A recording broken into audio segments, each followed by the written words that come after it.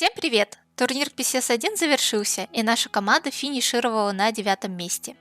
Сегодня вместе с Сеней Бестовичем мы проанализируем результаты нашего выступления, а также расскажем фанатам о ближайших планах команды. Погнали! Парни, привет! В прошедшие выходные завершился турнир PCS-1, и наша команда заняла 9 место. Результат, откровенно говоря, неудовлетворительный, и в сегодняшнем видео давайте подведем итоги. Чтобы не тянуть кота за хвост, давайте я сразу задам главный вопрос. Сень Бестович, на ваш взгляд, что помешало, в чем причина занять нам высокие места в турнирной таблице? Плохо сыграли, не сыграли свою игру, сыграли нестабильно. Так, что именно, такого нету. Что-то одно, типа, все вместе просто. Угу. Бестович, ты что-то добавишь или ты солидарен с Сеней? Вообще, Сень все правильно сказал, а так, не знаю. Лично по своей игровой форме я не был готов к турниру. Вот что я могу сказать про себя. Это касается индивидуального скилла или какой-то моральной подготовки? Или и то, и Всего, другое? в целом. Поняла. Сень, вот ты упомянул нестабильную игру. Если посмотреть на результаты игровых дней, то видно, что в первый день мы завоевали 47 очков, второй 9, потом 22 и 32. А в чем причина, собственно, такой нестабильности и почему не удалось выйти на результаты первого дня? Плохо были готовы, не исправили, точнее, не удержали просто этот же темп и подготовка, которая, то есть все, что сработало в первом дне, условно, не сработало там в последующих, и мы не смогли перестроиться, вот и все. Бестович, а какой был настрой перед последним игровым днем и как он менялся в течение последних 5 каток? Настрой был в целом, как и все эти дни, убивать всех, выигрывать первые места, и это никак не менялось до последней катки. Поняла тебя. Сень, частой критикой в адрес нашей команды является то, что мы играем от края. Объясни, пожалуйста, почему ты считаешь данную мету предпочтительнее и не планируешь ли менять тактику к следующим турнирам? В плане, с какой там части круга играть, это я не считаю это метой, потому что просто есть разные команды, у них есть разные стили. Если мы говорим про игру от края, то команда, которая выиграла турнир, она играла от края. У каждого свое мнение, я типа к таким обычно высказываниям никак не отношусь, потому что, я играю в то, что я играю. Если это где-то не сработало, значит, это я что-то плохо сделал, а не то, что это не работает. А вообще, на твой взгляд, есть какая-то сейчас мета, которая превалирует? То есть, допустим, играть от края приносит больше команде, чем играть от центра? Или это просто выбор команды? Кому как удобнее? Всегда и было, и останется это выбором команды. Просто, как я сказал, есть разные команды, есть разные стили. Если ликвиды играют от центра, то, это их стиль. Они не будут его менять. Все знают, что они так играют, но никому это не мешает, там, ни им, ни соперникам. И такие же есть, и наоборот, примеры, которые играют там от края. Работает все, что угодно. Зависит от того, как команда это делает. Поняла, спасибо.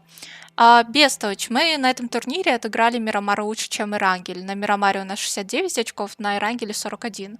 Действительно ли мы играем пустынную карту лучше, или тут какие-то другие факторы сыграли роль? Просто более удобные круги на Мирамаре, и как-то просто игралось лучше на Мирамаре, чем на Ирангеле. Я не знаю, как это объяснить, описать. Угу. Вот как раз давайте поговорим про круги. Это достаточно распространенная тема, которую обсуждают там и комментаторы, и аналитики, и фанаты. Сень, к тебе вопрос.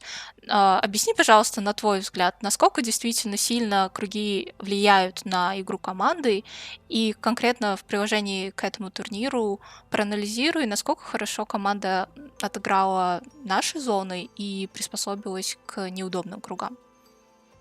У каждой команды есть неудобные круги на любых картах. Это зависит от того, что ты лутаешь и как ты играешь. Дальше, зависит от подготовки каждой команды к тому или иному турниру и к тому, как она перестраивается по ходу турнира. Если тебе там где-то напрокало, и ты нормально сыграл, то, там сильно зависит от, допустим, напрокало тебе, ты сыграл хорошо катку, плюс мораль, дальше ты начинаешь играть, на плюс мораль и так далее. Напрокало тебе, ты сыграл плохо, ты можешь следующий круг, который типа тебе не наброкал, ты можешь, ну, еще хуже сыграть и так далее. То есть там сильно роляет, ну, подготовка личная от каждого игрока и подготовка в целом команды. Ну, у нас, как видно, когда были нестандартные круги, то мы не смогли перестроиться. Поэтому такие результаты. Ну, не на все, конечно, но большинство каких-то таких нестандартных кругов мы не смогли перестроиться. Мгм. Но так или иначе, это материал для совершенствования на будущее. Вопрос вам обоим. Игру каких команд на данном турнире вы бы отметили? То есть это и в положительном смысле, и, возможно, даже в отрицательном. И, возможно, каких-то отдельных игроков. Ну, точно ТСМ. Но они всегда были топ-командой, но с такими же переменными успехами, как там... Ну, есть команды, которые стабильно просто выступают в этом году, по крайней мере, из-за того, что это онлайн. Типа как НЛТ, которая постоянно где-то в топе стабильно. А есть команды, как ТСМ, которые могут быть и пониже иногда. Когда у них все идет, они вот могут там и на 85 очков выдавать дни игровые. Ну и если игроков, то это Фекс, который с прошлого года, я помню, как он еще в Gamer Legion, ну, только в пел попал. Ну, в третий пел. И вот сейчас, собственно, он, ну, один из топ игроков. Угу. Бестович, кого бы ты отметил? Также ТСМов. После того, как мы отыграли 1 год, ну, лично для меня, мне достаточно сложно перестроиться на онлайн-часть. И команды, которые сейчас показывают стабильный результат, как бы это все происходит в онлайне. Я понимаю, что это не оправдание, но... Ну, это серьезный фактор, который сказывается на игре команд, и это не только в PUBG, это в других дисциплинах точно так же сейчас. Когда многие топовые команды, перейдя в онлайн-режим, они, соответственно, потеряли часть своей синергии, возможно, а игроки друг друга не видят, и это серьезно сказывается, собственно, и на игре команды, и на в целом состоянии команды. И это тот фактор, который, ну, нельзя исключить, и мы знаем, и у нас есть топовые европейские команды, которые сейчас находятся, возможно, не в форме, хотя весь прошлый год отыгрывали очень сильно. И онлайн, и карантин на всех сказался. Поэтому то, о чем ты говоришь, это абсолютно мне понятно, например. И я думаю, многим тоже, тем, кто интересуется киберспортом. Собственно, несмотря на такой общий результат и на те ошибки, которые мы совершили, все равно были и положительные моменты. Что нам удалось улучшить на этом турнире и какой полезный опыт мы приобрели на нем? Я надеюсь, что это запикают. Нам дали конкретных, хороших, которые лично для меня сейчас являются нереальной мотивацией. То, что у нас хорошо получалось, это мы однозначно улучшили свою коммуникацию. Как я считаю, у нас достаточно хорошо получается по ролям, но большего я не могу сказать. Ну, в плане, не могу раскрывать карты про роль. Понятно. Сеня, на твой взгляд? На мой взгляд, мне просто нравится то, во что я верю, и, ну, я вижу, что это начинает работать. Какая-то внутриигровая структура, вот там с ролями и так далее, про которые мы не можем рассказывать. Но, ну, точно есть продвижение в этом, но из-за результатов люди как бы не сильно будут понимать, о чем речь и так далее. Но типа, если ты спрашиваешь именно нас, как вот изнутри игроков, то да. Я точно вижу, что есть что-то хорошее, и, ну, просто надо работать дальше. А когда тебе дали ну вот, они тебя мотивируют, соответственно, еще больше работать. Мгм. Какие планы у нашей команды на ближайшее будущее? Почилить недельку, потому что, ну, лично я буду отдыхать от игры точно 4 дня. Я вообще не сяду за комп за это время. Я хочу все обдумать, все осмыслить и просто со свежей головой уже рваться к победам. Мгм. Сень? Да, нужно отдохнуть от игры в целом, потому что мы слишком много играли, и, ну, в последнее время, вот именно там перед финалом и в перерыве между там 10 играми финала, когда были дни свободные, и сейчас нужно полностью перезагрузиться перед следующим сезоном. Поэтому немного отдыха и потом опять работать. Понятный план и вполне, на мой взгляд, продуктивный.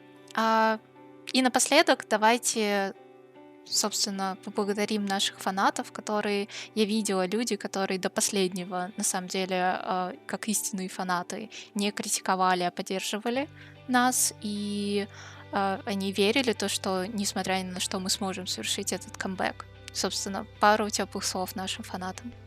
Спасибо всем, кто болел. Да, как ты говоришь правильно, есть там фанаты, которые, ну, несмотря ни на что, поддерживают, и им огромное спасибо. Вот, и за результат, если можно просить прощения, то как бы извините за такие игры, конечно. Вот, ну, нас ничего не оправдывает, поэтому, ну, тут как бы оправдать может только там хорошие места в последующих турнирах, поэтому посмотрим, что будет дальше. Да, спасибо большое тем фанатам, которые пишут в личку. Я все это читаю и стараюсь отвечать по возможности. Спасибо большое.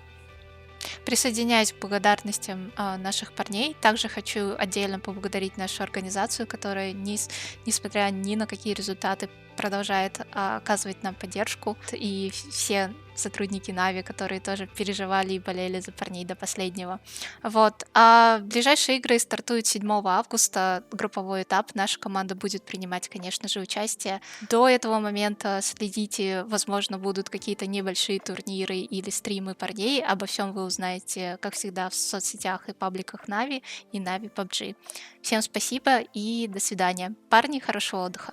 Спасибо, пока. Спасибо.